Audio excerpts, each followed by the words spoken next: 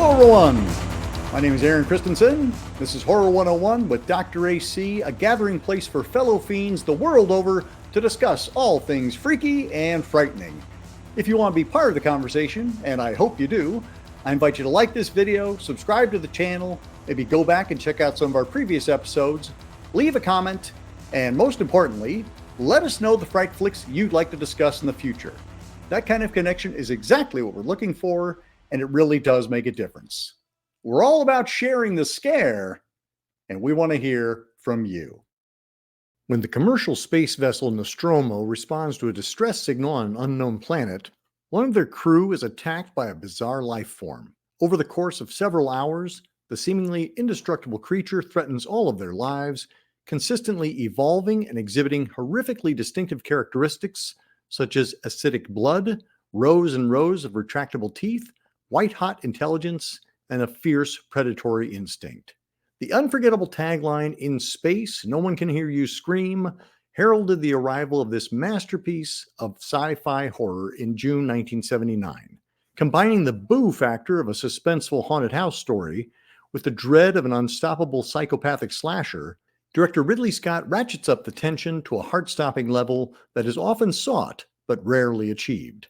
With the elements of Dan O'Bannon's unrelenting screenplay, astonishing scenic design, Oscar-winning special effects, H.R. Giger's nightmarishly original alien design, and a superlative cast, including Tom Skerritt, Ian Holm, John Hurt, Yaphet Kotto, Harry Dean Stanton, Veronica Cartwright, and newcomer Sigourney Weaver, the film delivers dramatic scenes and gory images that sear the viewer's mind, lingering long after the final reel unspools. Unveiled in the wake of Star Wars and Close Encounters' fuzzy, friendly extraterrestrials, Alien knocked audiences for a loop and has lost none of its power over 4 decades and multiple sequels, spin-offs, crossovers, and franchising galore. Tonight, we celebrate 45 years of chest-bursting and xenomorphing, where technology, artistry, and a great campfire tale come together to share space in space.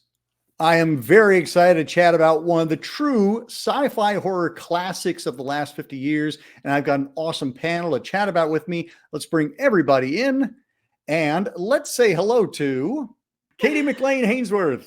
Hello. Ryan Olson and Jennifer Olson. Hello. Chris Hainsworth. Thank you for having me. And Chris Scales. Hello, everyone. And we are here to chat about Alien from 1979, celebrating its 45th anniversary. And along the way, we'll chat about the other films in the Alien franchise, including Aliens, Alien 3, Alien Resurrection, Prometheus, Alien Covenant. Thank you for coming on show, everybody, and welcome. Wow. Okay, so we have a lot to talk about. I know, chatting with all of you, that Alien is a very popular film for folks. I'd love to just go around really quick and talk about our origin story, how we came to meet the alien. Katie, why don't we go ahead and start with you? Alien was a movie that came out when I was just not old enough to see it. So I heard a lot about it before it finally came on cable, and I was able to sneak up and, watch it after my parents went to bed, and it completely lived up to the hype. Since then, I've seen everything but the AVP movies in the theater. Chris Scales, I'm going to bounce down to you. I wasn't really aware of the Alien movies until actually I watched Aliens, and I didn't actually watch it until, back in the day, we used to have all these TV edits of horror movies that were coming on in the 80s. And so when there was a broadcast premiere of Aliens, I think on whatever Fox affiliate was at the time, is when I started wondering, this seems like it's leading up to something. And then my parents told me it was a sequel to a movie that came out before I was born. So I went back and watched it. And as you can tell by my friends here, I have been a loyal fan ever since. Definitely the pinnacle, as far as I'm concerned, of sci-fi horror. Awesome. Ryan and Jennifer, how about you? So when Aliens came out, I was about 7, I think. And my parents rented Alien and Aliens at the same time because, you can't just, watch the second one. So I got to see them both for the first time together. So it was pretty cool. Well, for me, I was, again, too young when Alien came out. But I always heard about it. My dad is a massive science fiction fan, and my grandma actually took him to see it when it came out, and because she's a big horror person, actually herself was, I should say. So my dad always talked about it, and he always, like in hushed tones, oh, alien, alien. And, you know, I would sit there, you know, my young mind be like, what is this? Because I was always, you know, loved monster stuff, all that. So I was always, anything with that, I was excited about. And I would go to the grocery store with mom and look at the VHS boxes and see the cover of Alien and just be like totally enamored and like, what is this? You know? And so finally at 10, I rented it. I was allowed to see it finally. And for some reason, I was by myself. I don't remember anybody else being around. And I was watching the movie and just being like sitting there waiting. When's the alien going to jump out? But I was totally into it. Everything was, you know, there. And of course, the face hugger scene happens. And I'm like just, you know, blown away. And you get to the dinner sequence. And of course, you know, when that goes down, my jaw was on the floor. My eyes had to have been as big as dinner plates. And so what did I do? I stopped it and rewound it and watched it again. And I probably did that, like, I don't even know how many times before I finally went and watched the rest of the movie. And, you know, when Brett's sequence happened, I did the same with that. But I finally did get through the whole movie, and I was just completely hooked from start to finish. And that was, you know, from there on, it's been just, for me, the greatest screen monster there is. Chris Hainsworth, how about you? The funny thing is, I don't remember the first time I saw Alien. I remember it being as much a part of like the cultural zeitgeist because I remember the ad campaign. I was 9 when it came out into the theaters, but I remember that poster, and I remember the "in space, no one can hear you scream," and I remember those commercials running on television.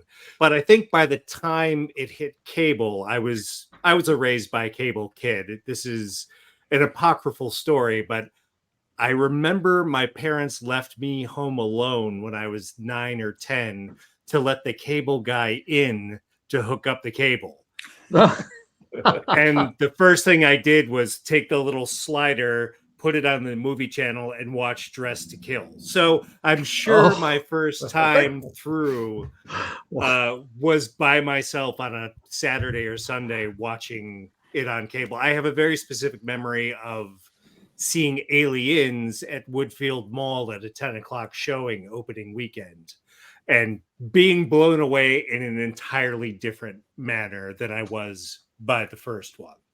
So, but yeah, ever since I saw Alien, it's not only one of my favorite science fiction horror films, it's one of my favorite films, period. Yeah. Yeah. Well, I was over at a friend's house. I was staying over for the weekend in 1979, and I was 11.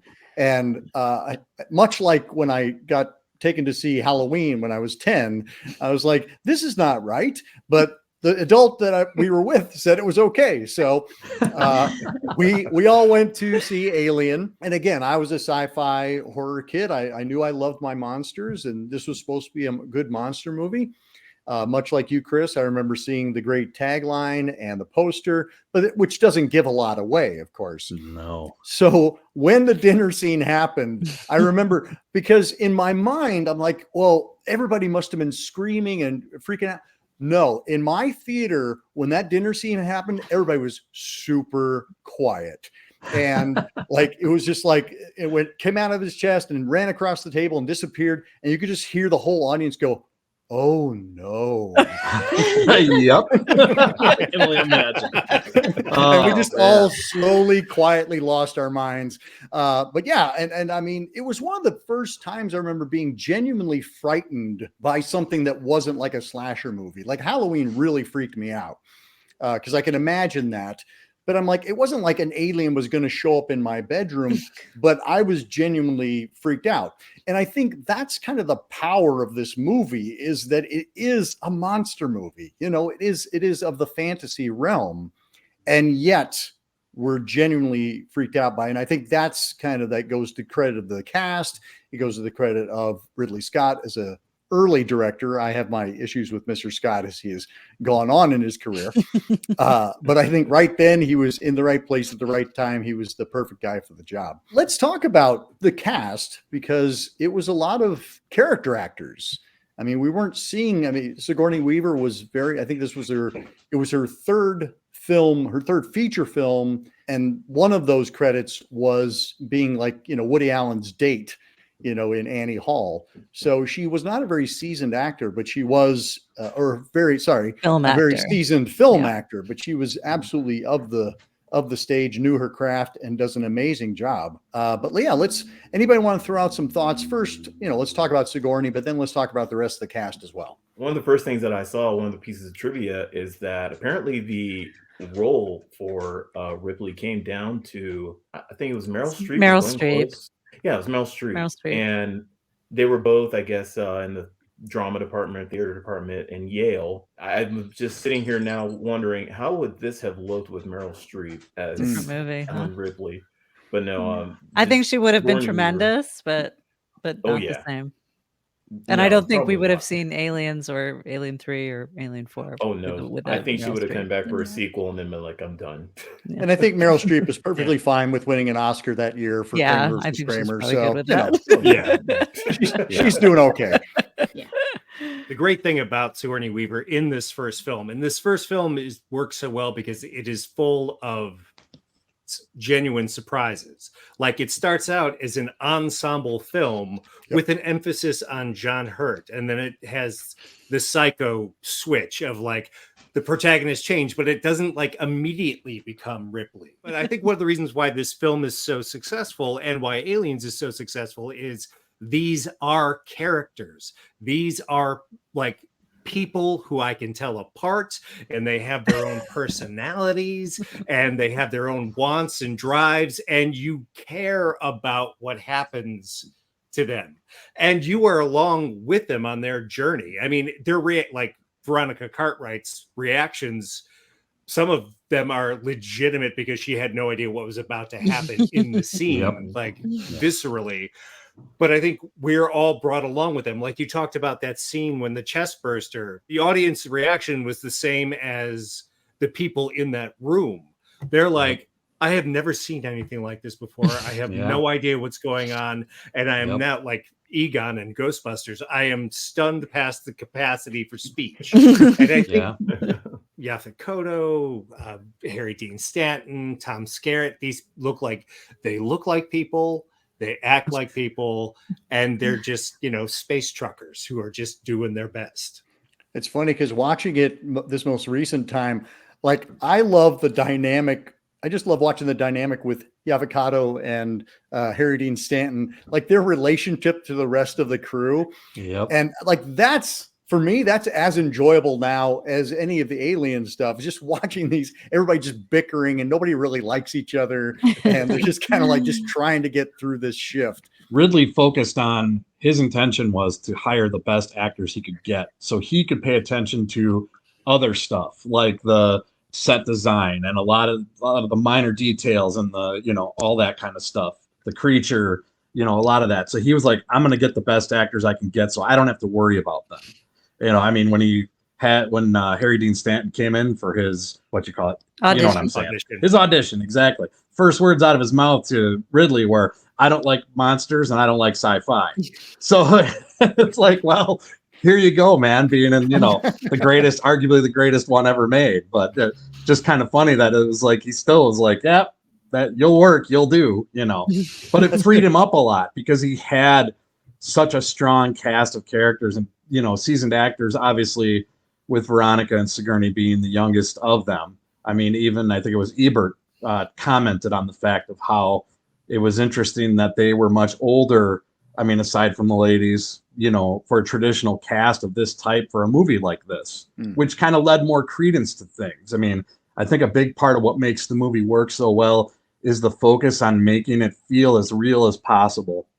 The realism of it just adds so much credence. I mean, you really watch it and go, yeah, this could happen. I mean, it feels so plausible. You're not taken out of the movie where you're like, yeah, I don't think that, whatever. That's not possible. I mean, even the whole thing with the creature, just how it works, everything about it, and how fully realized it really is, that it just, you believe that, yes, this, what you're seeing on screen is happening, And I think that's such a testament to the craftsmanship of everybody involved. The casting is so brilliant. As we were watching it the other night, I was like, wow, everybody in this is famous for something else now. Like this was genuinely inspired ensembleship here.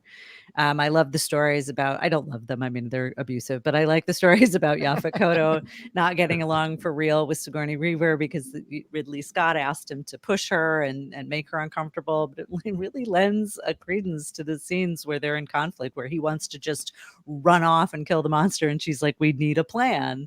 But she is, she's just a towering achievement of acting to me. I think she handles every moment with complete honesty and complete vulnerability that she chooses to show or not. And it's really a masterful performance. And it's such a treat that we get to see her over the course of 4 movies, get to be a different Ripley every time. And she handles them all with a commitment and enthusiasm that is a credit to, what a lot of people thought, it's just a horror movie, but she got an Oscar nomination out of it. I think that's was well deserved and a bold statement for the industry and for women in the industry. She should have won it for Aliens. Yeah. Jennifer? She should have. With the crew, I love the way, like everybody has said, the way that all of the crew worked together. Their chemistry in that was just amazing. For me, as a little girl watching Alien and Aliens, seeing Sigourney Weaver kick butt and just taking control of that alien was amazing. Because before that, I had Red Sonja to look up to. One person we haven't mentioned yet is Ian Holm, who plays our android Ash. And I remember that being an amazing surprise. You mentioned, Chris, that this is a film full of surprises. That was absolutely one of them. Was like, wait, he's a robot? And the funny thing is, as a robot, he's such a peevish, he's so petty. He's so small about everything. Yeah. He has such an ego. That is one of the boldest performances in movie history, I think. When from beginning to end, just his blatant disrespect for Ripley and then when he starts to malfunction, not every actor can go to that weird place that he goes to that is terrifying, because you're oh, he is not human and I don't understand what he is or what he's going to do. He's just as terrifying as the alien. He's just a little bit easier to knock the head off of, he's right. He's a great actor. Obviously, we know from everything else he's been in, but he's also an actor who never does anything the same way twice. He'll give a director 50 different takes and stuff, lots of stuff to choose from.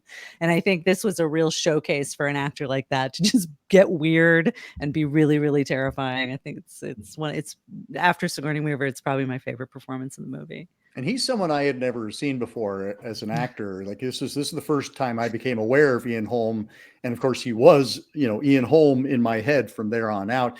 The whole scene where he's performing, he's jamming the magazine into her mouth. That's just a bizarre image. It's so violent and weird. It is. And I think that's in keeping with the film, which is it's an exercise in perversity, right?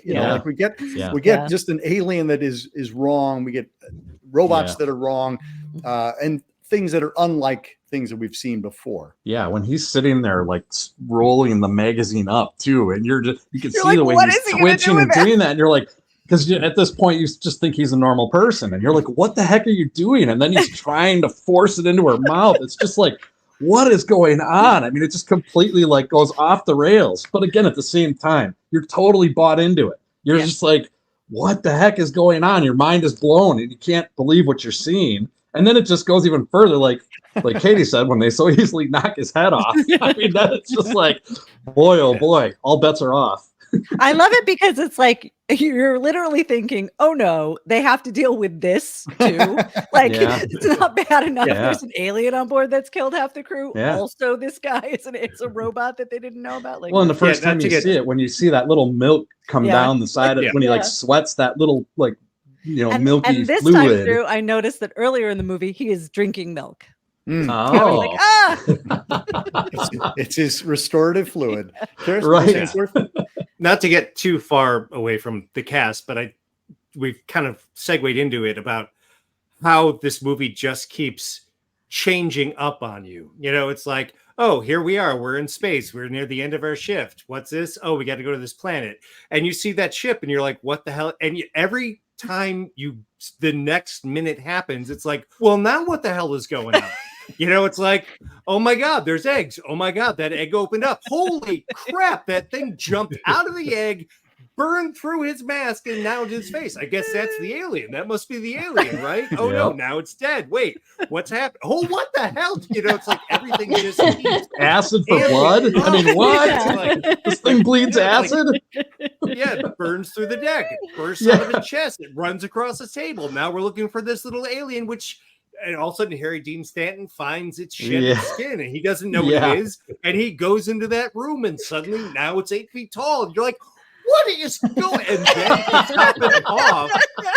to top it off with like, oh, and he's an alien who was instructed that they were dispensable. It's like, and then you get back to like my favorite trope of the 70s, which is still relevant today, is that corporations are evil and will murder you for profit. Yep. Happily. Happily so. Until they are bought by Walmart. Crew expendable.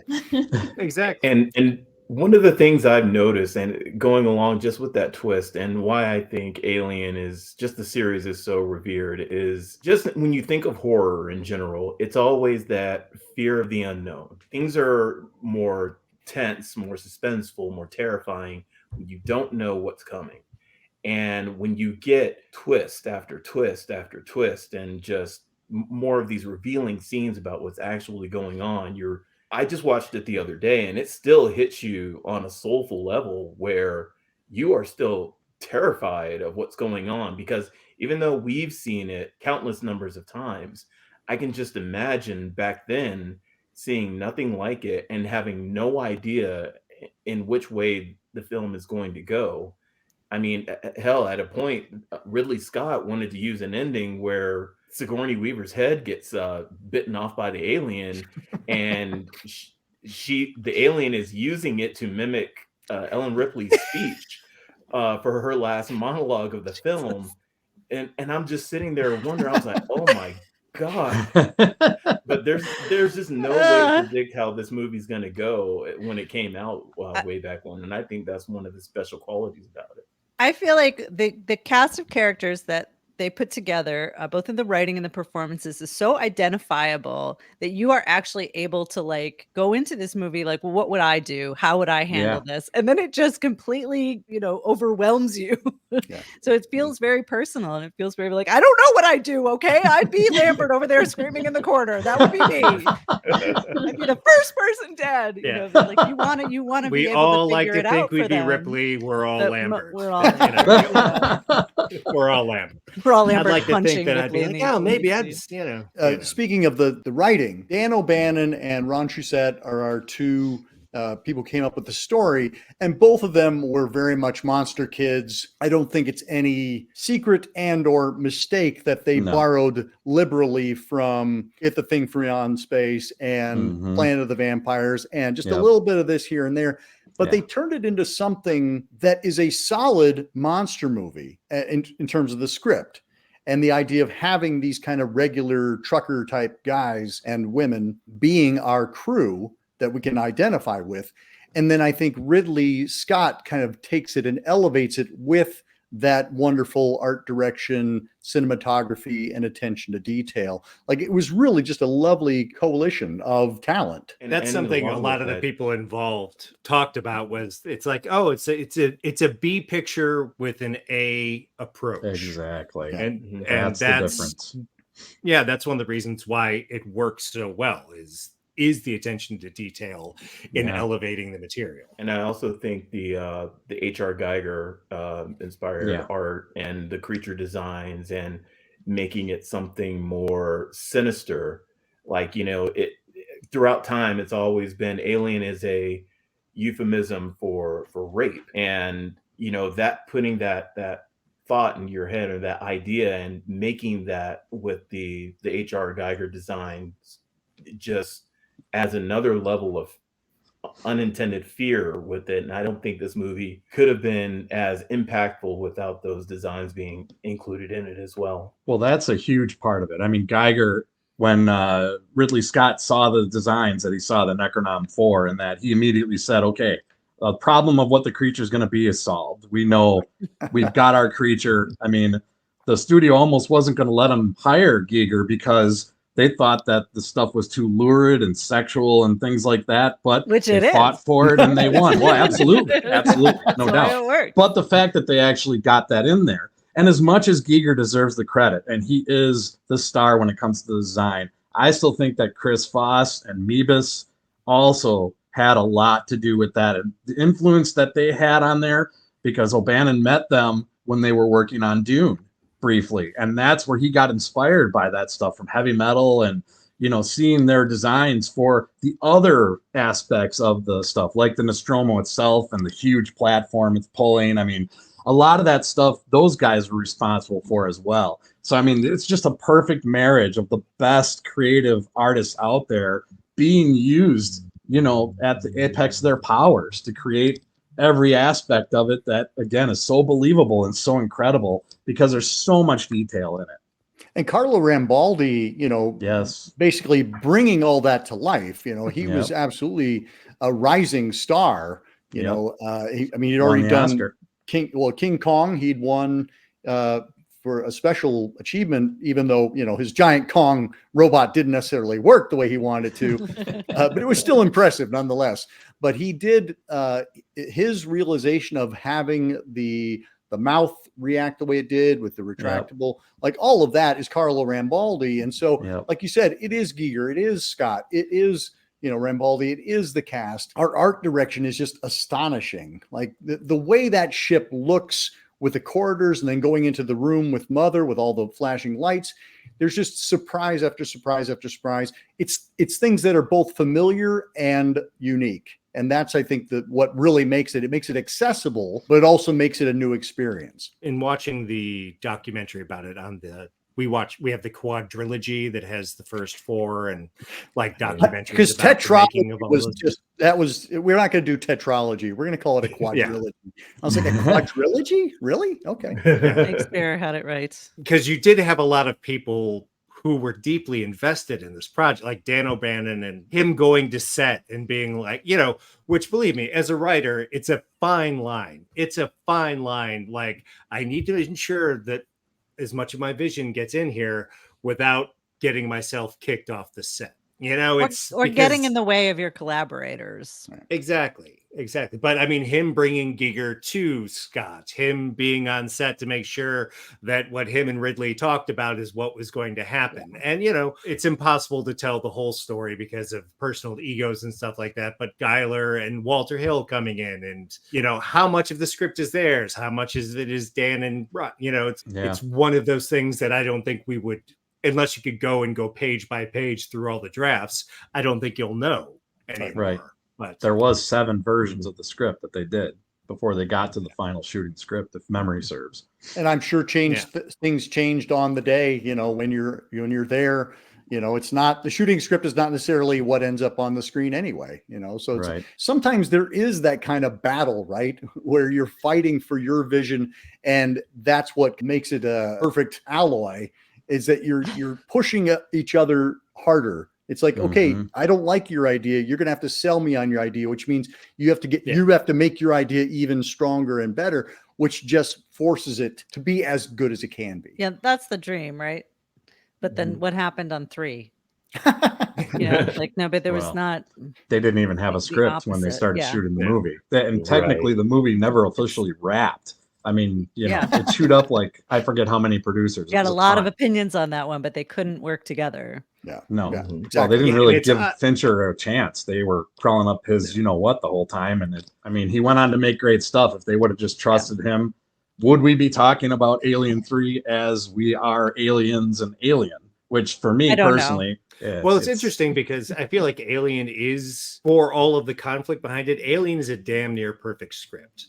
I mean, it's still, if Alien in its form came out today, it would probably still be nominated for all of the awards that it should have been nominated for. But it's weird to see like Alien, which was this battle of wills to form the script, as opposed to like Aliens, which is an auteur event. It's James Cameron. I mean, obviously Gail Hurd was in, but I mean, that's also to me another near perfect script, but it comes from one person as opposed to the collaborative conflict of the first one. And that wasn't without its conflicts too, even though Cameron was the one that's driving everything. That was not without its conflicts. But he was had far a less lot of- compromising than Scott absolutely. and other people in the first movie. There's that famous story where one of the British guys was lighting a certain scene a certain way, and Cameron wanted it to be where it was just their lights, and he refused, so he fired them. And the whole crew said, "Okay, we'll see ya," and they all left. And then Gail and Hurd had to help convince them to come back and finish working. But he was super driven. They were. I mean, his vision was the one to go exactly. with. They just wouldn't trust him because he wasn't Ridley. Well, I mean, he was very young, and we talked about that on the Terminator panel. Cameron was working on 3 different scripts. He was working on the Terminator script, he was working on the Alien script, and he was working on the Rambo script. He's working on all 3 of them at the same time. And Terminator came to fruition, and then Rambo came out, and then Aliens, came out in 86, but he was shooting in 85. Well, they told him, the studio said that if Terminator was a success and it did well, that he could have Aliens. And that's what it was. So after Terminator was #1 for 2 weeks, they said, okay, there you go. But go do it. Make the movie. It hadn't come out in England yet. And so the English folks didn't have a beat on who this guy was. Yeah. So it's like, like he just seemed like he was this young upstart who'd made some, little American sci-fi flick. And like he hadn't proven himself on that side of the ocean yet. Going back to the writing, both the first 2 Alien films, probably in all of horror history, maybe around, like, I compare it maybe to something like The Thing or Halloween, and just how tightly the script is and how tight the pacing is. First film, it's so tightly paced, and it seems like it's almost over in a flash. You don't even feel like you've been sitting there watching this movie for this long. I do wish Alien 3 had tighter pacing, but we'll get to that eventually, I'm sure. But I just wanted to point out just how tight the script and the pacing was for those films. Because in the first Alien film, Ridley was getting some pushback on the fact that, quote, nothing happens for the first 45 minutes. Like, it is a very slow ramp up. It harkens back to 2001, where we see them kind of waking up. And I feel like the film kind of slowly wakes up, and it gets moving slowly, and you get your coffee, and then eventually you go out and like, oh, there's a little, like, there's an email. Oh, shoot. I guess we got to respond to that, I guess. And they end up, going down to the ship, down to the planet's surface. And then suddenly the thing jumps out of the egg. And then you have the conflict of whether to bring Kane aboard or not. And then things just continually ramp up from there. But it is a very slow and gradual ease into that. And I think that really pays off. It's not a mile a minute, but it's the right pace for the right story. And it sets up interpersonal conflict between them that must be resolved before they can survive this. And will pay off later. Yes. Yeah. Something that happened on both Alien and Aliens was last minute cast replacements, because like John Hurt, they filmed a different Kane for the first day, and then that person had to drop out for health reasons. Ridley Scott drove out to talk to John Hurt and was like, hey, can you be at work tomorrow? And he's like, well, sell me on it. And he's like, yeah, absolutely, I'll be there tomorrow. And on Aliens, it was James Remar. There's footage of James Remar in Aliens, if you watch it, because they couldn't go back and refilm the sequence. But like James Remar got into some trouble, and Michael Biehn hopped on a plane and flew over to London like for the next several months. And it's weird because I can't picture either movie without those two people, Sigourney Weaver and Meryl Streep. It's a different movie. It's a different movie with those people involved. Just because I think like Michael Biehn he's a tough guy in films, but he's got a very gentle persona as well.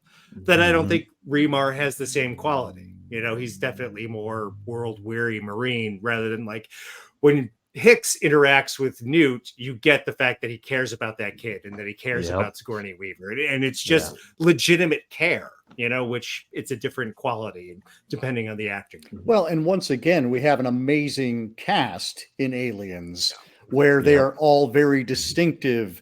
You know, there's a few red shirts here and there, but by and large, you're like, yes, Hicks, yes, Hudson, yes, Vasquez. Like we just identify each one of them and we miss them when they go in the same way that we miss them when they go in Alien.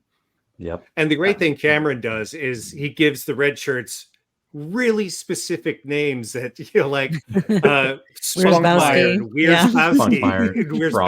So it's like I couldn't pick Wierzbowski out of a lineup, but I know that name because Ken Spunkmeyer's the best. Shouted Come on. multiple times. What a name. Yes, exactly. But even the red shirts are memorable because they have a name that's rather than just, oh, where's Smith? The whole thing with Apone, like I did not know that he was an actual what was he, a sergeant? Yeah, it's like a drill sergeant. He's a he was a bona drill fide sergeant, military Vietnam vet. Right. And same with Arlie Ermy. And apparently those movies were kind of filming around the same time. And it was just awesome coincidence that they brought in this drill sergeant, this real life drill sergeant. And it seemed like, I was like, this guy feels a little too authentic to just be a regular casting role. Apone is low-key my favorite character in any of the movies. He's so great. I have a whole fantasy where he survives. But who here, I just have a question for the panel. Who here to this day still cannot stand Paul Reiser? I mean, Carter Burke for sure. What a brilliant switch up to go being like, yes, there is going to be an android, but it's not the guy you think, and it's but the bad guy really is this, you know, weaselly. I mean, what a brilliant performance of a it is absolutely top tier fantastic. weasel. I just want to throw in one thing going to with the military part too, is that Cameron actually had all the people that played the Marines go through a stout bout of military training, so that they had ideas of how to act and how to do stuff like that. So he made all the cast members that were part of the Marines actually experience it too, to give them a little bit more authenticity. And because Michael Biehn came in late, James Remar went through that training and went through the costume decoration and drew the bright red heart over his heart that Michael Biehn came in and was like, isn't that just a target? I have to have that there. Yep.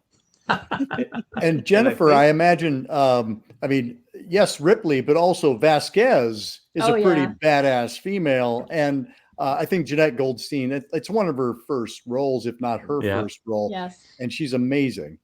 Yeah, she is. She kicked butt too, that's for sure. Oh, yeah. Aliens was my favorite of the two when I first watched them, just because it had Ripley, Vasquez, and it had Newt, the little girl. Newt is the exception to the rule of normally when you have a group of adults in a sci-fi movie and introduce the kid is like a horrible goblin who Bill causes Paxton more already problems. has that role. Yes, exactly. Yeah. But I mean, like, you know, you think about like my theory is like dystopian future. If you have just a bunch of kids, they act like adults and take care of each other. But if you have a bunch of adults and one kid, the kid will just constantly be messing things up.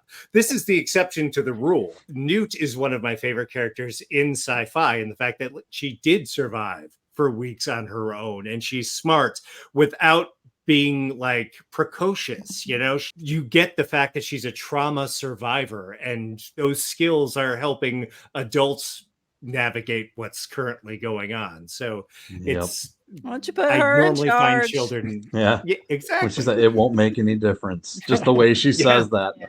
They mostly come at night, mostly. Since we're trying so hard to talk about Bill Paxton, let's just talk about Bill Paxton. Hudson is truly memorable. And on the page, that might not have been the case. Yeah. I think the fact like Bill Paxton as an actor really elevates that character. And he goes through a wide, like, he's like this blowhard, and then he's like the panicked, you know, guy. But like when he goes down, it still upsets me. Like he is like goes through a whole character arc of his own. He's the Lambert of this movie. You're as scared as he is.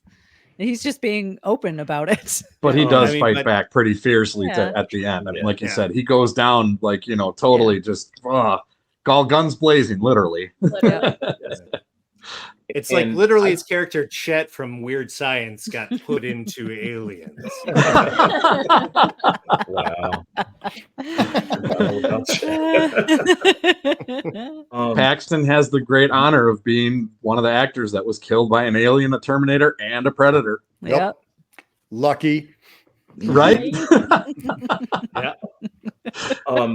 I got to sit in when I used to go to San Diego Comic-Con. I got the privilege to sit in on the 30th anniversary panel where it had all the original actors So cool. from Aliens and James Cameron and Gale Ann Hurd. Wow. And Bill Paxton started talking, and he was kind of talked about as being the sort of character that would lighten everybody up so that things wouldn't be so tense. And this different approach to Alien versus the first film, where it's more action than it is just straight on horror. But he said so many things on that film changed that dynamic from him just being the straight edge Marine that kind of just kind of talk some crap here and this, that, and the other. And the experiences that he went through on that film really, he welcomed being the levity and how he unintentionally became this guy. Like, everybody thought he was going to be a joke, but now when you talk about Aliens after Ripley, arguably Hudson is the guy that everybody remembers, and his performance just is iconic now. Yeah. I've been quoting it for 30 plus Yeah. Right? Yeah, so many great lines. I mean, I think Yeah, that was game over improvised, is most of that. game over. Just over, man. means you can't say it without thinking of Bill Paxton. Yeah. right? Right. And one of the And other all- rock stars of the ensemble is Lance Lance Henriksen. Henriksen. Oh, yeah. We get our android introduced again, and we, like Sigourney Weaver, are a bit apprehensive about him. And he ends up being the hero all the way down the line. He does all the tough stuff, including get torn in half and, save Newt before she slides away. Crawling down that tunnel is probably the most heart-stopping sequence Oh, Yeah, totally. for me. Totally. And Yeah. Lance Henriksen, of course, shows up again in Alien 3 and again in Alien versus Predator. It's like, you know what? I just can't get enough of this paycheck. It's great. Yeah. God bless Lance Henriksen. You Yeah, good deserve for him. every penny Good for that you him. walk away from. Heck, I yeah. don't fault any actor for wanting to keep their insurance. You And ever read his biography? It's a pretty incredible that's right. his Yeah. life. Not bad bet. for a human, which borrows a line from this Yeah. film. Is Lance Henriksen's autobiography well worth picking up. One of the other rock stars of Aliens is Stan Winston, who Mhm. created a lot of the special effects. Our alien queen is actually a puppet. That is like the largest marionette ever seen on screen. And that showdown, of course, between the alien queen and Ripley in the loader is instantly iconic. Like, Yeah. I think the Yeah. second people watched that, they were like, that is one of the best scenes in cinema, hands down. And she gets the best line too, right? Yeah. Yep. Get away from her, And you the- bitch. Yep. Yes. And the callback to that loader, just you Yeah. see it in Yeah. this scene where she's just helping somebody, and you're not Yeah. thinking it's going to play into effect. And then when it comes out, I Exactly. was just like, "Oh my god!" Because they have yes, so yes, successfully built Ripley up as an outsider to be sort of wary of and unsure of, that when she Mhm. proves herself, you think that's the end of that. Right. That's what story. that's about. It's the sad, yeah, that's what that loader is about. It's just about her not being a total freak show. But no, it isn't. It's setting her up to fight the queen at the end, which is just mwah. And Really well talking done. about And the it's- design and Stan Winston, I didn't realize that the way they created that loader, they had a person Yeah. dressed in all black behind the person who was actually in the loader, Yeah. and apparently there was a joke that was played on Sigourney Weaver. Yeah, this is Where she not got that back nice. there and somebody had blown up a balloon where his crotch was. And Sigourney Weaver actually thought that the person helping with the loader was actually getting turned on. Yeah. Oh no. Hilarious. Oh, Yeah. Yay, feminism. So yay. far. Yeah. That's a little harassment on set. Come on. I will folks. say that I had seen this movie multiple times. When I came home, I was, I think I was home after college before I moved to Chicago, and I was living in my parents' house for a few months, and I came home late one night and I turned on the television to watch Aliens. It was in the middle of it, and I was like, oh, I'll watch the rest of this. And for whatever reason, this third or fourth time me seeing the movie, the scene where she stumbles into the nest with Newt and the flamethrower scared the shit out of me. Like it was the size, it was just the sheer magnitude, the size of the alien. I don't know why I'm like blocked it out from seeing it in the theater or something, but for that time seeing it made such an impression on me that I think now because of that, I favor 2 over 1, like in my order of preference. It's such a great evolution of the story into the Queen, seeing her. And what I like about those two, it's similar to Terminator and Terminator 2, is that they're very different movies. One is not trying to become a continuation of that story. It's basically taking that concept and going in a different direction, which I really think while respecting the original direction and maintaining what, continuity and honoring what had happened before. It does what a true sequel is supposed to do, and that it takes the story further. It doesn't just retread the original. I mean, obviously there's certain things that are, things that are kept from the original and brought back, but it takes you in a new direction.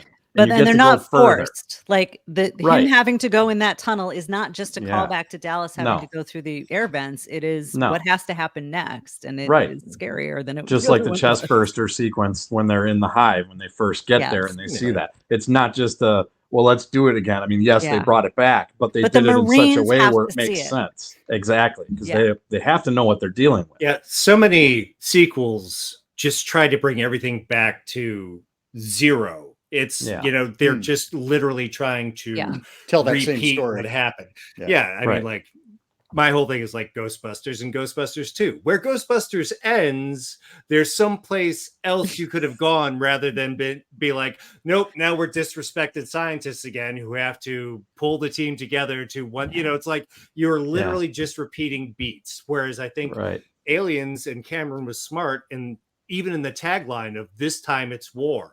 If they had one of those guns in the first movie, it's 15 minutes long.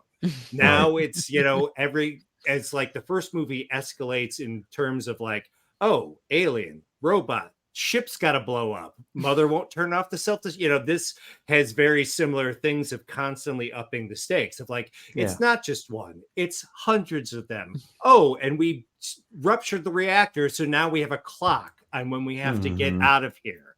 So, I mean, Cameron, once again, is very good at that sort of like escalating the drama by constantly, through plot. He has great characters who are instantly recognizable and very well. So he's able to like put them through a plot without having the characters be stupid to make the plot work. And one of the things to follow up on that, what we were talking about Bishop, I loved that they not only just took the story in general of the alien and LV-426 and, making that for the sequel, but I also love that they continued on the story of the android and how they fed into that mistrust that, Ellen or Ripley had during Alien. And then here you're treated with, okay, he's doing this weird knife thing with Hudson. And, at the end of the movie, when she walks out with Newt and suddenly the remote ship is gone and you're thinking, oh my God, she's got screwed over again. But no, he comes out being like the heart of the movie and he's willing to do all of these things. And I just love that they picked up on it and followed that tradition. It's a nice detail that in the world, the androids evolved along with the 87 years or 57 years that Ripley was asleep, that evolution happened in the world as well. Yeah, they got some of those Asimov 3 rules of robotics. Fine. It's like, oh, right. Did we leave one out of the bugs out of those? I think we did. Do no harm. They're not as twitchy. Well, and one of the things I love about that scene toward the end is when Bishop and Ripley are having their conversation on the deck, and then the tail rips through Bishop's chest. You think it's a chest burster. And you're like, wait, how does that work? And then it isn't a chest burster. And it's like, subverted expectations. That's exactly. It's like it's the same reaction, but it becomes something else. and it still plays by the rules. And it's also heartbreaking at that point. You're devastated to Mhm. lose Bishop in that But way. no, not Bishop. Yeah. There's so much milk everywhere. Shall we press forward into Alien 3 just to, yes, because we please. must. I remember when Alien 3 came out, and because I loved Alien 2, I'm kind of like, okay, I'm not huge on sequels, but this one seems to have a good batting record. Let's go. And Sigourney, like all the promo of her with her shaved head, you're kind of like, okay, this is clearly trying to do something different. It's not going to be more of the same. And I was game. And then, of course, you hear about all the stories of studio interference and whatnot, but just watching the film as a pure experience, I was like, what is wrong here? And it's like, a laundry list of things that are wrong. And they're basically kind of the counter to everything that we've said before about the things that went right. Yeah. We have Yeah. generic characters. We have just basically just cannon fodder for our cast. Generic characters, and there's no way off this planet. There's no hope from the get-go. The first thing you learn is we're never leaving here, and all these people are murderers and rapists, and this is how you're gonna die. Oh, also all your friends are dead. Like, Well, yeah, I it's was just such going a to say, good- not such a to mention the bleak- fact that they kill Newt and they killed Hicks off right the away. inconvenient Two characters people that you could not get absolutely back. love so Yeah, much, and you it- spent a it- whole movie becoming so invested in, are just gone. There's It was so like, many ugh. problems with this movie. Yeah. And there are so few good ideas, which is the hard part. I'm interested in the craft of movie making and how things like this happen. And there's so little to mine here, other than they built all these sets, so they had to film a movie to that, and that is all that you see on the film. I think Fincher's one of my favorite directors of all time. Fight Club, probably my favorite movie, but boy, I can't believe he stayed in the industry after this experience. Well, there's a reason that he's completely washed his hands of it and has had nothing to do with the movie since then. I mean, they literally finished the movie without him, first of all. And the original theatrical cut is nothing of what he had. The assembly cut is the closest we get to it actually being sort of his vision. But I mean, again, And literally it's still bleak and boring and awful. Oh yeah, Like, it's it is. just It's slightly better, but that's just Yeah. faint praise at this time. At least I didn't have mean- to sit through the spinning dog camera through all those tunnels in the assembly cut, because it came from a cow and not a dog. Like, I almost threw up in the movie theater after about 10 minutes of those. Now I'm going to be the one defender then, because I feel like, again, that was something that was different. We hadn't seen that before in Alien. And I'm like, okay, we're getting a different viewpoint. We're getting something. It just made me physically ill. And the idea that we have an alien that comes from something that isn't human. Yeah. If I'd been thinking, I would have grabbed my little alien toys, because there was a whole row of alien toys that came out at the time of Alien 3, where it was like a praying mantis, and there was a puma, and that's there was all really cool. Exactly. Those ideas are not very well explored in the film itself. Yeah. I agree. And as we were talking about before with characters, it's like, I've seen Alien 3 multiple times, as opposed to like Hicks, Hudson, Vasquez, that I can go down through, or Brett and Lambert and Alien and Aliens. I'm like, well, there's Charles Dance and Charles S. Dutton, and Pete Postlethwaite is in there too, and the Eighth Doctor, yeah. And I'm like, I no don't clue know what their who character any names of these are. people are. They all look alike, with They the all have their exception of head Charles S. shaved. Dutton, because they're all like, oh, there's the guy from Fight Club. It's like that's. But I'm like, I don't know who these characters are. I don't know what the majority of them are in for. They say they found religion and they wanted to stay. Why is there a lead factory on a foreign planet? Lead seems like something you could do on Earth. It's not even like some, unobtainium nonsense. It's like, no, it's a lead factory. It's like, what? Why? Because they need a big vat of lava. They need magma. That's all. The only reason that it's there. Exactly. And then she, how does the face hugger get on the thing? Because they come out of eggs. How does it live? Were there two? Because one got on the dog, because they're like bees. They do one and then they're dead. I'm like, it's just so many things about, like, Cameron was like, okay, how does this work? What's the Bible? how does this work? Okay, Yeah. No I can Bible. I can take this base and build this on it, and this is just like cards. Yay! It's like, Yeah. what happens now? I don't know. Maybe it's a dog, like, and the fact is, like, in one version it's a dog, in one version it's a cow. It didn't really matter at all. It's like, I'm just, could have been anything. It sets my storytelling teeth on edge. So painful to watch. I've seen it just 3 times. Once in the movie theater and walked out nauseated. Once when we got this quadrology and was like, okay, we'll watch the assembly cut, and then we went back and watched the original the other night. And every time I try to give it the benefit of the doubt, and there's no doubt it's so bad. Yeah, it's I had a so similar. bad. It's like, similar oh, do you experience. like the Doctor? Good, we're gonna kill him now. Like, You like surprises? sorry, I right? liked the Doctor. I guess Chris. No, Chris Charles Dale's- Dance is good. yeah, great. This was the first film because I was, gosh, what was I, 11 when I went to go see it? So of course, as an 11-year-old going into theaters, one of the first R-rated movies I got to see in theaters, and coming out of it, I was like, even at 11 years old, I think I'm a little too young to understand what was going on in that film. No, it's just incomprehensible.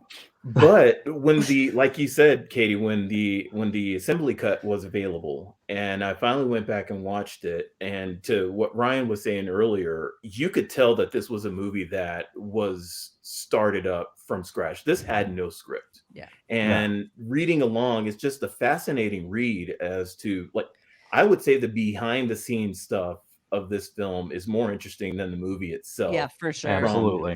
Ridley Scott started out as the director, and he didn't want to come back. And then they got Rennie Harlan wanted to come in, and then he got let go. And then in came David Fincher.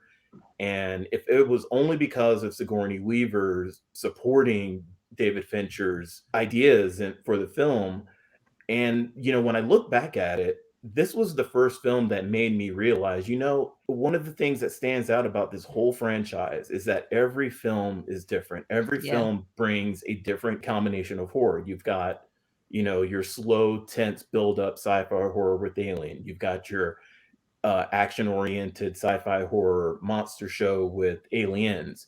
And this one is the more depressing, nihilistic themes that I think maybe went a little too far away from kind of the tones of the other film for people to really latch on to, especially when you're killing off a little girl and you're killing off, the people that survived. And even the scene where they brought back Bishop, it was hard for me to watch, because I'm like, They Yeah. take why would away you even Bishop plug from him us back too. up? Yeah. Right. Well, and they doubled down with the autopsy scene with Newt too. I mean, that was Oh, really hard God. to watch. I mean, that Right. even though you don't I spent see that as entire much, that scene really, wondering how stasis works. Like, do people age in stasis? Because she was 12 on the screen when they bring her body out of the thing, and I was like, I didn't think they aged, but I guess they do. How does that work? Why are they not dead by the time? Why is Sigourney Weaver not dead by the time she could? So, Jennifer, what's your any thoughts on Alien 3? See, I only watched Alien 3 once, and that's when it first came out on VHS. that's enough. And I remember my parents looking at me, and they're like, "So did you like it?" And I just went, "I don't even know." Like I I wanted to. yeah, it's like, Just wouldn't let me.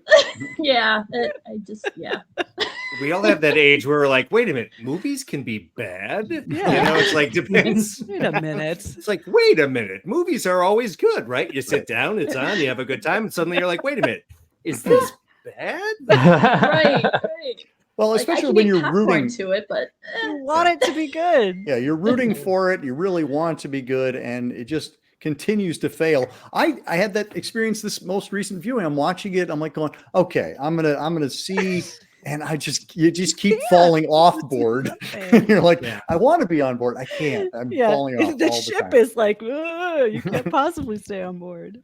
Going back to what I said about the pacing, and I'm glad we got on to Alien 3, because I think one of the downturns that this franchise took, starting with Alien 3, is that when I mentioned that tight pacing, with Alien 3, definitely you can see it, how it just points that, you can use that to create more lore. You can create, more tense situations and things that, but it's so plotting and it's so boring, and it takes people out of the film. Like, people don't want to see this relationship form between Ripley and the Doctor, and the slow buildup of this alien coming on, and all that other stuff. And I think that's just one of the problems of the franchise from that point on. Well, and Ripley getting horny in the middle of it, I was just like, wait, like Ripley wants to get it on with the Doc. Like, and I'm going, Sigourney Weaver, you're executive producing this bad boy. You don't have any say in this. I don't know what the story was. She also had say in whether or not she was rescued by someone else rather than be raped by the prisoners. I mean, it's a problematic movie on every level. Yeah. Well, she didn't want guns. That's why there's no guns in it, because that was something she mandated from being the producer. She said, I don't want any guns, because she's anti-gun. Yeah. And so in that movie, which I mean, it was kind of a good idea. I mean, it's a good concept because it makes it more difficult for them to fight with the creature. When you can't just shoot it. Right. It makes it more, you know what I mean? So that part of it was doesn't matter. They're all going to die there anyway, no matter what. Right. I've mentioned this probably on this before, of like, it's my Tremors Lost World analogy of like, Tremors is a bunch of regular people who encounter something they've never encountered before, and they adapt, they make smart choices that don't always work out but they're making choices based on the information they have.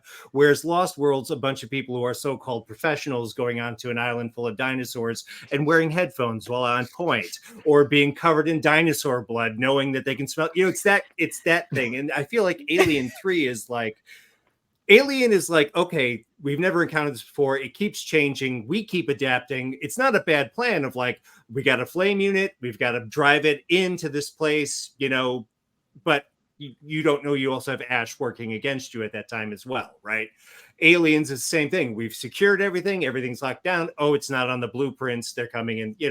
This is like, our plan is we have to outrun a 4-legged alien that can go 60 miles an hour. In order to get it. I'm like, that's the plan.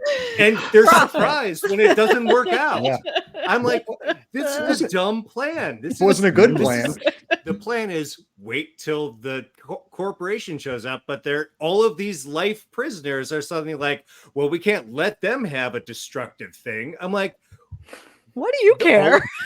Okay, how much religion have they got? It's like, I would like to know what that religion is and why it has changed them so significantly that they're perfectly comfortable raping a woman, but cannot let a corporation get a monster to manufacture. I'm impressed that you're curious about anything involved in this movie. Chris, go ahead, Aaron. Scales, go ahead. You're coming up with these reasons as to why the monster keeps getting loose. And one of the true, I guess, facepalm moments I had was just thinking about that on my recent viewing, where the guy that they think is going around, he murdered a couple of the prisoners, and they've got him locked up, and they've got the Morse character down there to watch him, make sure that he doesn't do anything. So he says, okay, let me loose. Let me loose. I've proven I haven't done anything. And they let him loose. He gets loose. And then just all of a sudden, he's going to decide, oh, I need to see that beast again. So for no reason at all, I'm going to go and release this monster that I know is going to kill me and kill everybody else. And yeah, I know it's been planted in there. That seed's been planted that he's crazy. But you never really show anything up to that point of how crazy he is. And that's pretty far to take it. Isn't that only happen in the assembly cut? I believe that was in both the theatrical and the assembly cut, which it makes no sense to have that as a reason to let the monster be loose again. It's just like, it feels like that was added. Chris, just to the monster had to get loose again. Right. Because they do catch it, but then he lets it out. And that because he's nuts, like you said. But I mean, it doesn't make any sense at all. Right. Well, speaking of things that don't really make sense, Alien Resurrection rolls around. I love Alien Resurrection. And I have a personal connection to Alien Resurrection because my college roommate, he was the stand-in for Dominic Pignot, the guy in the wheelchair. So he was on that set, and so he would come home and tell me stories. And he was kind of like, I don't know about this one. And I'm like, okay, well, cool. So I went and saw it, and it was absolutely, for me, a big slap in the face as an Aliens fan. So Katie, I am absolutely curious to hear you defend this movie. So it's not a good Alien movie. I would never argue that it's a good member of the Alien franchise, but as like a spin-off, as like a thought bubble of an Alien movie, you get to see Sigourney Weaver play with this character in a way that no one else is ever going to let her play with it, and she does a bang up job, and her physicality is amazing, and all is really beautiful to look at. You have memorable characters, even if you don't like all of them. They do something different with the android. It's a shitty, boring thing, but they do it. The movie actually holds together as it's a plot. The one thing the scientists do wrong, inexplicably, is put 3 aliens in a room together, thinking they would never attack one of them to make an acid hole in the floor and get out of here. Brad Dourif is in it, and he's brilliant. He is the best part. There's so much to love. We watched it the other night, and I confess I couldn't watch the last 20 minutes because I had a migraine. It's constant flashing lights. Yeah. But it is a fun, stupid movie with a distinct directorial point of view, which is key. There are so many things in it that are key to the Alien franchise. Director's vision, strong script with good dialogue, fun characters. It's just like, it's goofy. And Dan Hedaya turns it into an absurdist. Sometimes it's like Jurassic Park. Sometimes it's like Friday the 13th. Like, it's just a ridiculous conglomeration of styles and things, but it's fun. See, I think that's, for me, there is a lack of cohesion to it. Like, it doesn't. I feel like visually there's a vision. I think the screenplay is a disaster, and like the things that they do and say are things that I go, oh, ouch. It hurts my suspension of disbelief to even hear those words strung together in that fashion. Ryan, you had written the article, the Alien Retrospective for Horror Hound, and I know you're not as huge a fan of it. I'd like to hear your response. Okay, for me, I look at Alien and Aliens as 2 of the very few perfect movies ever made. They're perfect, in my opinion.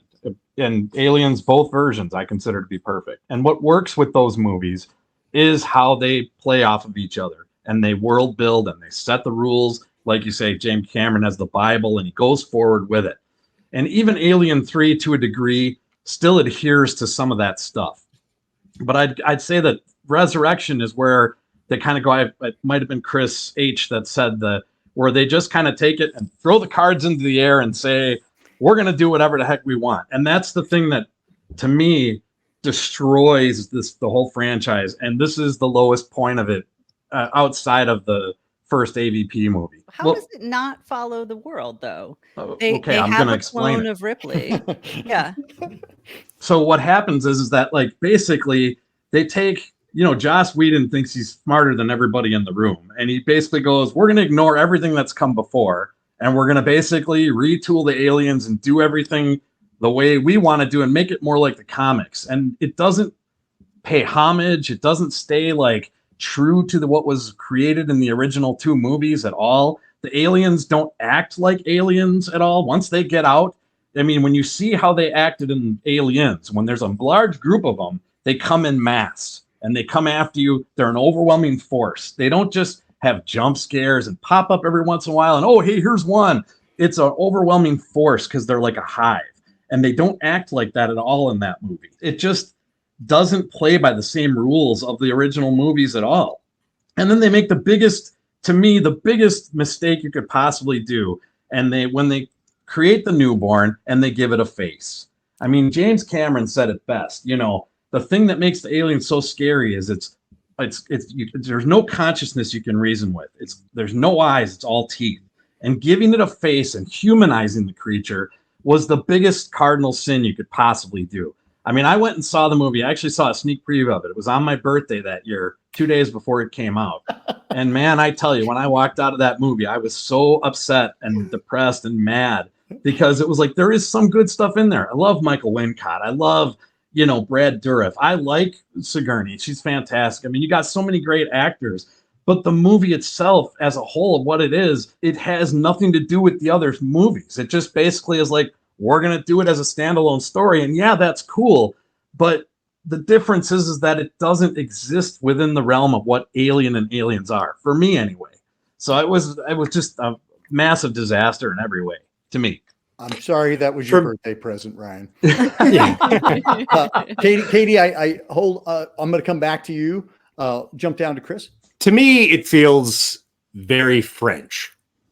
It feels like, it feels like one of those French comedies that like Blame It on Rio or My Father the Hero. It's like, no, that does not translate into English. It doesn't. It's an entirely different societal kind of mores. And so what Katie and I were talking about, because I enjoy it more than 3. And it's like you're home hungover on a Saturday flipping through cable. And it's like, oh, look, Jaws is on. Oh, look. Because there's like literal Jaws homages in the film. It's like constantly like flipping through cable. So I am not saying it's a good movie. I'm saying I like it better than 3, and I like it better than Prometheus and Covenant for different reasons. But that's because I at least enjoy it. Chris Scales. So I don't remember going to see this in the theater because just after the way Alien 3 ended, I was done with the Alien franchise.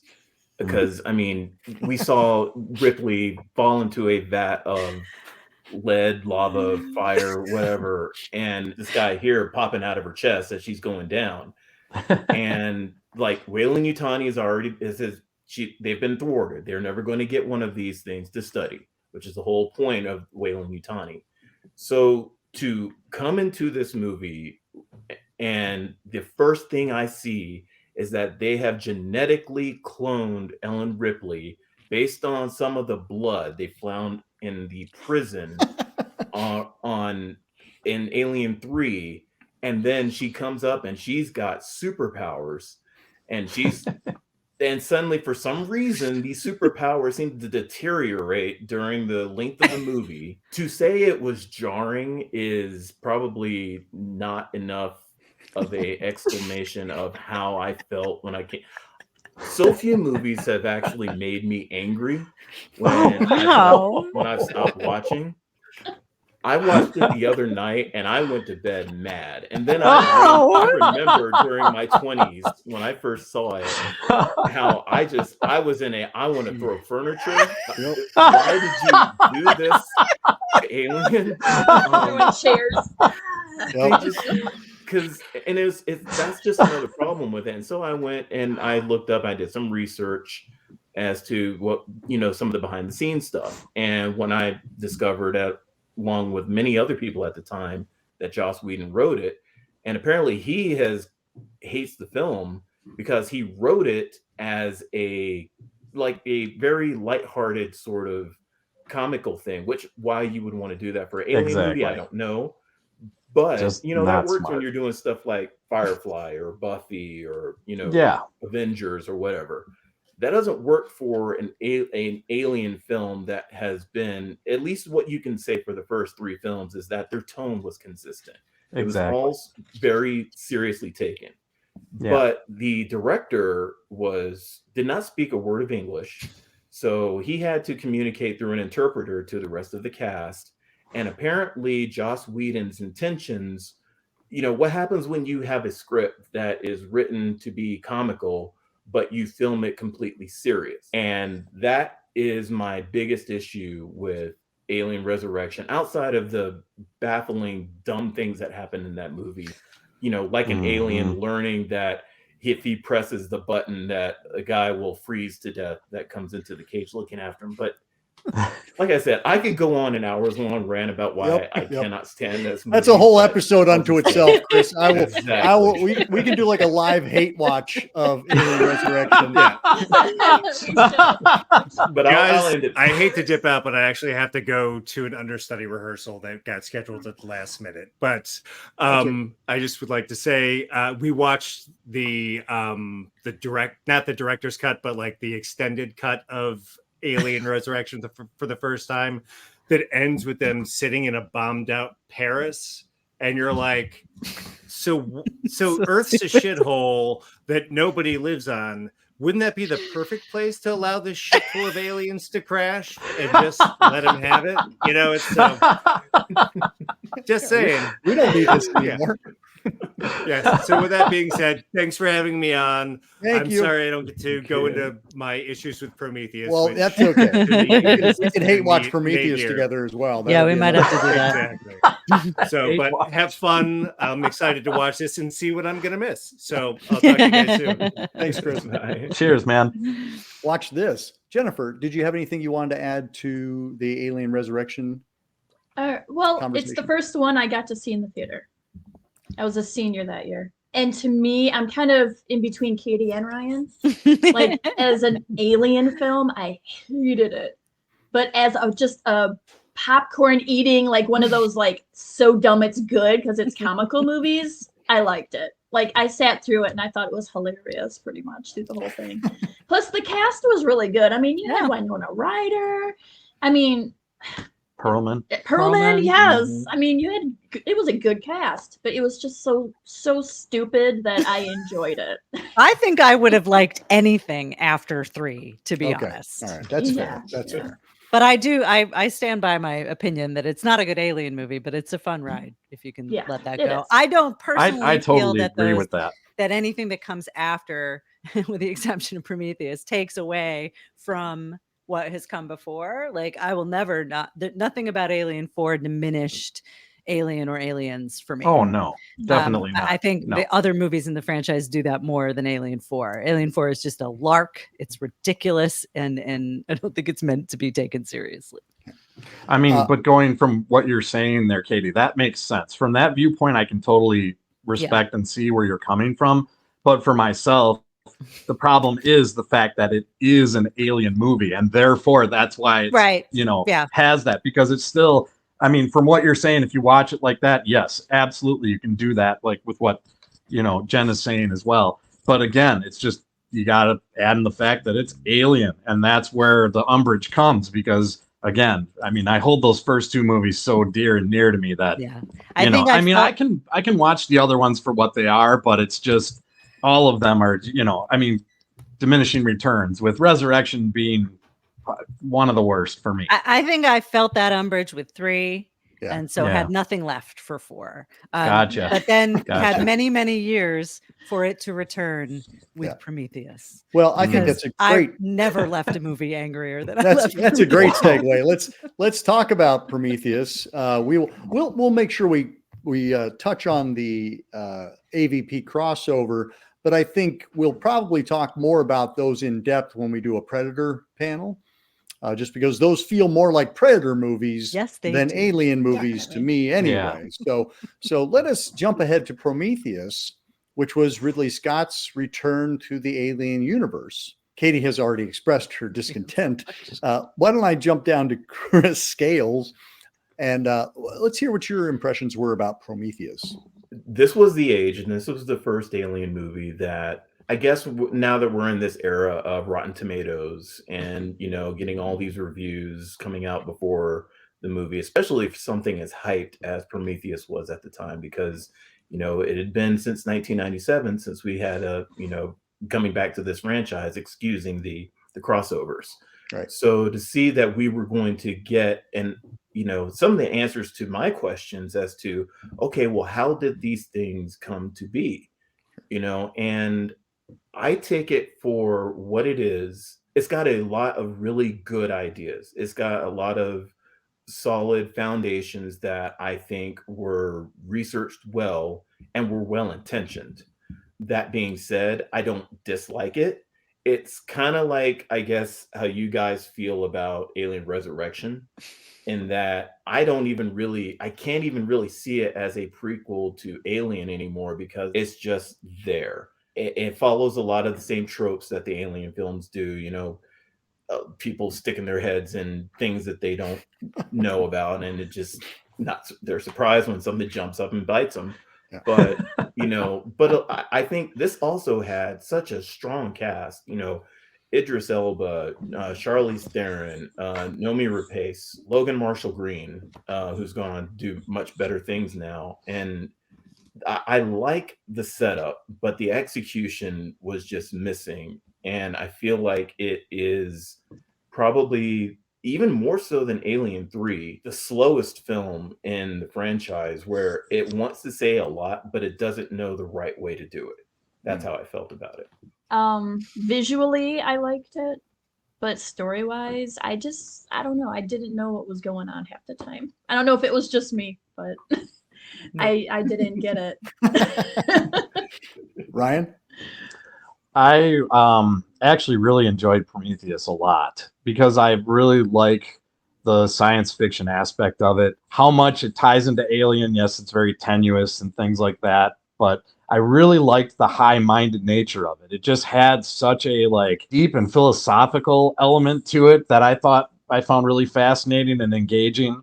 I really liked the way, again, how deeply intricate the world was that Scott created. I mean, again, it just really harkened back to, how Alien was. Does it all work? No, it really doesn't. There's things that are good and things that aren't bad, but I really like Michael Fassbender. I mean, I think he really carries the movie. The David character is just absolutely fantastic and engaging. I mean, I love him as an actor in general, but I think in that role where he really gets to go and run with it and just, he's just so good. I mean, for me, that was what really carried the story. And I thought it was interesting to see things like, how the engineers and stuff were and like, kind of go into that stuff. I know that they did change things because originally the derelict was supposed to end up being the derelict where it ending up crashing on LV-426. But they did change it and, went in a different direction with that. But I mean, I was more interested in the non-alien parts of the movie than the alien parts of it, if that makes sense. That stuff to me, I thought was really just, I don't know. As a science fiction movie, I thought it was really fascinating and unique and original myself. Because it wasn't advertised as an alien movie. It was advertised as, Ridley Scott returns to sci-fi. And then you started hearing that, there may be some crossover elements. Like, I think you're right. Like, for me, it feels like Alien got kind of tacked on and you're like, oh, all right. Well, I guess it's an alien movie, sort of. And then, of course, like when you go on to Covenant, it's a full straight ahead alien movie. Yeah. And that's the worst parts of that movie, unfortunately. Right. Katie, go ahead and take Prometheus down. I admit I did go into it thinking it was an alien movie. And I was extremely rattled by the big fuck you at the end to alien fans of this isn't the space jockey. No, just kidding. But the thing that gets me about it, I've seen it like 3 or 4 times now because we start watching the movies and I'm like, okay, I got to go back and see Prometheus again and make sure it was as bad as I thought it was. And it always is. But for a sci-fi movie, this is the worst science ever. Every single one of these scientists is a terrible, terrible scientist. And they are that way because they need to move the plot forward. It's unforgivable to me to just be like, oh, you can breathe down here. We should take our helmets off. Right. It's like, don't think there might be anything else down there that might be dangerous. Yeah. Alien snake creature no one's ever encountered before. I'm going to play with it. Well, everything that happens to you, you deserve. It's really frustrating. And I think Noomi Rapace's character is she's inexplicable to me. I don't understand what her and her boyfriend are doing. They are scientists who believe in God and want to go meet their maker. And they look at the cave wall and they say, oh, it's an invitation, which is so presumptuous. I'm like, you are not scientists. If you can look at a fucking painting on a cave wall and think these people are trying to give you a map to come see them, like nothing about that holds together.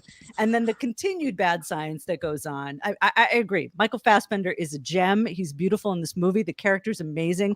But a lot of this can be wrapped up for me, and barring Covenant, since we didn't know Covenant was going to happen at the time, by the fact that Guy Pearce appears in this movie only in old age makeup. This is infuriating to me because I kept waiting for the flashback, which happens in Covenant, by the way, but not this movie, for why you would cast Guy Pearce as a 3 billion-year-old person and put him in age makeup the whole time. Like for someone who appreciates Alien and Aliens, for the attention, this meticulous attention to detail. This movie is an insult because none of the details hang together at all. It's incomprehensible. Idris Elba is wasted. Charlize Theron is wasted. Guy Pearce is wasted. Rafe Spall is wasted. All these great actors are given nothing of substance to do.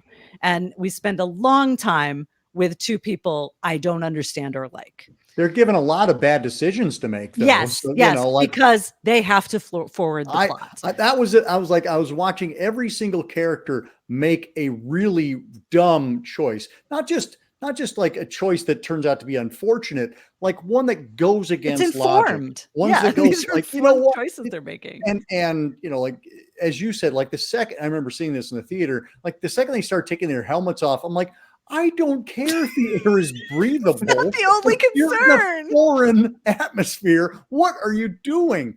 And you know, like Charlize Theron and Idris Elba decides they're gonna go, you know, bump it up, and I'm like, what is happening? I was right like, how now? do you have two of the most charismatic actors in the entire world in this totally dead, chemistryless scene? Like that has no point in the movie whatsoever. Yeah, and Such a frustrating experience. Go ahead, Chris. I will say that just the one thing that stood out to me, if I remember that movie, is Nomi Rapace's character when she has that C-section. Yeah, I will say it's pretty cool. That is cool, and you know, my wife had a C-section, so I understand that, you know, a little bit better now. But just to do the things that she was still doing in that movie after that procedure was done. I was like, she had a fallout stim pack, obviously. Right. And I was just like, how? You can't even hardly walk after it. But I just said, you know what, whatever. So yeah, by that point.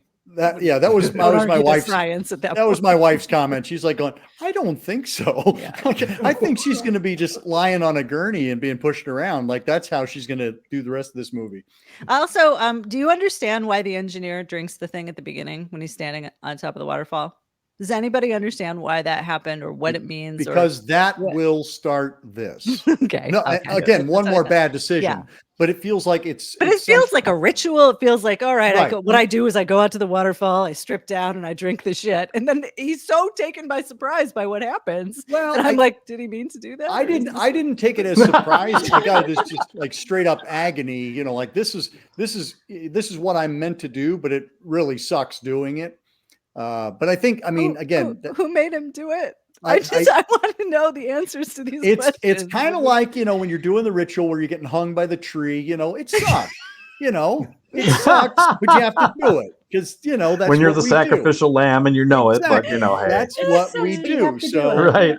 So the best thing I can say about Prometheus is that it made Covenant seem so much better in response. Oh my god! And it's not. It's bad too. Yep. But at least it has that really cool sequence at the beginning before the ship blows up, like where multiple people are being infected and people are dealing with it. Like that's a really great set piece of cinema.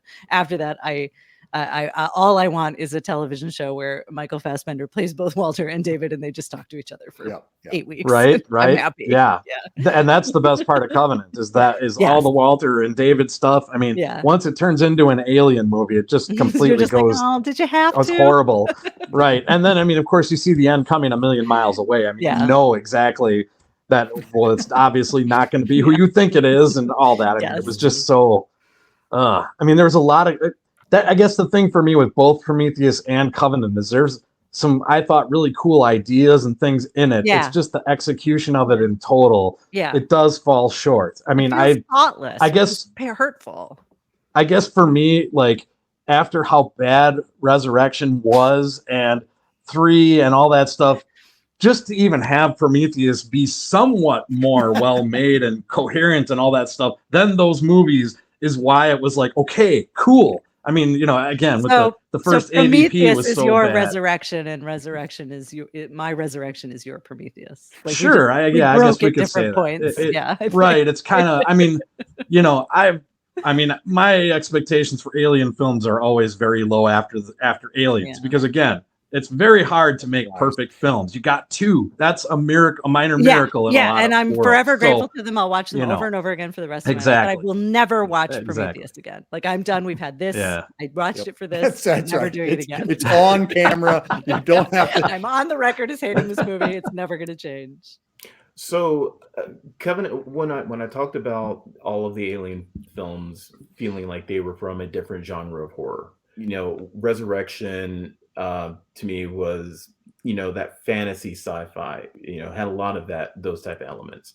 Prometheus I discount, but going back to it with Covenant is when the alien stuff is brought on, it feels like a generic slasher film, and I don't know if that was on purpose or if that was intended, especially the scene, because the one scene that always comes back to me for Covenant is towards the end when, it was in the trailer too, when they had those two, that couple in the shower and they're taking a shower and they're being killed in the shower. And I'm like, this has to either be an intentional homage to show that, hey, we're trying to make this a standard monster movie slasher flick type of cliched horror film, or they just did not know and just said, hey, we've got to include something here that'll make the fans go, oh no. I don't mind Covenant. Yeah, I don't mind. It's very forgettable to me. And going off of that, between the gulf between Prometheus and Covenant, there was actually a game that came out. It's called Alien Isolation. And it had to do with Ellen Ripley's daughter and her adventures, kind of going through the same path that her mom did. And that kind of got my faith restored a little bit more in the Alien franchise, because I expected Covenant to kind of come off of that and start being more like that again. And so when that happened and some of the dumb decisions that were made in that movie, but I loved the David stuff, and that whole thing was just so weird and awkward that it was interesting. But the rest of it is, to me, just pretty forgettable. Well, it felt to me like it was like Covenant is an Aliens. It's like a fan film. Like, it's there. Like, we're going to put all the beats in. Here's all the things you like about Alien from all the different. And one of the things that really struck me, because this is absolutely, we've moved into an age of digital effects at this point, and I'm watching it and I'm going, everything is like supersized and things are flying across the screen and physics can just go to hell. And I was like, I wonder when a filmmaker returns and they've got more tools and they're recreating something that, is ostensibly for the fans of a film from, decades earlier when the technology didn't exist. There's a part of me that goes, well, why not try to stick with the same tools that you had with what worked then, create those limits for yourself and force yourself to kind of rise to that level of creativity. Yeah. This is the same thing I experienced when I watched the recent Indiana Jones film. I was like, I don't think anybody wants to see a Harrison Ford cartoon running around being chased by cartoon cars and things like that. Like, I think what we loved about Raiders is like, there's a guy going underneath that truck. We know it's a real person. Yes, it's just a truck and it's just a guy, but that was exciting. And I don't think they trust today's audiences enough that, that drama can still hold up. That still a real guy going underneath a real truck is still exciting. Whereas here, I feel like we have to have cartoon aliens jumping in from all over the place. And we have to have, David and Walter throwing each other across the room like superheroes. I wonder who they think they're making this film for. Is it that uneasy mix of trying to meet the youth where they are while still satisfying the nostalgia of the fans who loved it from before? Any thoughts on that? I think you always just have to try to make a good movie. And if you're coming at it from that perspective of what do people want, you will always fail. You will always come up short. If you don't have a burning story to tell, do not make a movie. Like, do anything else with your life. Tell any other story. Oh, that's so right. See, frustrating. and that's where I think the difference between Prometheus and Covenant is huge, is that Ridley Scott went to try to make, now, yes, he did fail, but he tried to make a good movie and it just didn't work. And then he said, okay, well, people want to see an alien movie, so now I'm going to go make an alien movie and give them Yeah. what they want. Right. Because, again, just like you had pointed out in Prometheus, even in Covenant, the scientists in there make terrible decisions. Yeah. The one person goes back to the thing after they get sick and blows up the whole thing because they make the biggest cardinal sin of firing off a weapon inside of something where they have tanks that can explode right by the tanks. I mean, it's like those kind of decisions and horrible things. They do plenty of that in Covenant just as much as they do in Prometheus. Sure. But the difference is that I think Prometheus, Ridley was trying to make a good movie that was the science fiction thing that was more high-minded. And when that wasn't as well received, he goes, well, people really want Alien, so now I'm going to give it to them. Yeah. And that's why, for me, the best parts of Covenant are the parts that are not necessarily the alien aspects. When the alien stuff shows up and starts happening, that's when the movie completely falls off the rails. But I think that the whole philosophical stuff with David and Walter and the parts like when they're, like you said, a movie of just them being, or a series of just them talking and doing all that in there would be an amazing thing to see. Like, you don't have to just all of a sudden, okay, now we got to have a chest burster that comes out fully formed already as a small version of the creature. And, and now all of a sudden we got to have the ending where it's basically, okay, here now we got an alien to fight and it's running around killing people. I mean, it just goes like what Chris said, it falls into the generic aspect of, we've seen this a million times now. There's nothing special about it. It's kind of just become, well, it's a fan, service type thing, which leads me to one thing that I do want to say really quickly is that the biggest sadness for me about the fact of Prometheus and Covenant is that it killed Neil Blomkamp's movie. That's the alien movie I want to see because he's a guy who is a diehard fan, clearly knows his stuff. I mean, when you got Michael Biehn and Sigourney Weaver signed on and excited to do it, I wanted to see his movie so bad. And I was so disappointed that basically they killed that movie because Ridley Scott wanted to come back and make one. All respect to Ridley. Absolutely. Yeah. But it's like, that movie is the one I wanted to see because it seemed like he was going to be the guy to finally do it right. And now we'll never know. Yeah, I think this one it lost the heart and soul of it to me. Like you said, it was very generic. It's an entertaining movie, but not one that I'm going to watch again. I didn't like the effects. I don't know. Didn't like it that much. Well, and I won't go on my, I won't rip on Ridley right now, but Ridley Scott is not a director I've enjoyed for many years now. I feel like his best work for me has been behind him for quite a while. And so seeing him return was not something I was super excited about. So like you, Ryan, I'm sorry that we didn't get to see a different take on it, a different artistic vision. Any final thoughts? Let's circle back around. Any final thoughts on the original Alien, 1979? Masterpiece. We watch this movie like 2 or 3 times a year. Oh yeah. There's something about it that nothing else satisfies. Like, just when you get in the mood for Alien or Aliens, it has to be that. Nothing else is gonna do the trick. I have to say that, this is one of those films that I feel people in our generations should definitely, you had to have seen it. And I was at work the other day and somebody told me they've never seen they're like, Alien. Like, what, an alien's in it? I'm like, Alien. Aliens? And they're like, we've never seen them. And it was a couple. And I'm like, you need to go right now and find it. Like, how they love scary movies and they've never seen it. It blew my mind. I'm sorry. I like how it's kind of the anti-Star Wars, because it's like, there's this kind of science fiction and then there's this kind of science fiction. Yeah. This is still one of those movies that you can go back, and there are very few horror films that I feel like that you can go back and you can get not only just something out of it every single time you watch, but it remains frightening.